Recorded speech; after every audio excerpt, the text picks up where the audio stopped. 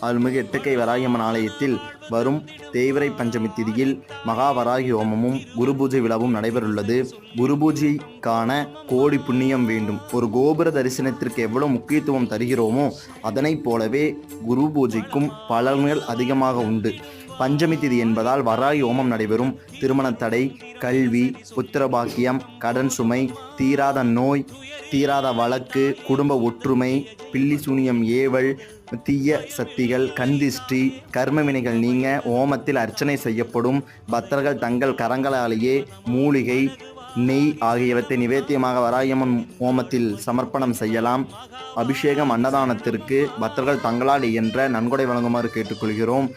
தேங்காய் தீபம், நீர்பூசணிக்காய் தீபம் அந்தந்த குறைகளுக்கு ஏற்ப திரியை கொண்டு ஏற்றி பஞ்சமி திதியில் வராகி அம்மனின் அருளை பெறுமாறு கேட்டுக்கொள்கிறோம். வாழ்க வளமுடன், வாழ்க வையகம். வணக்கம்.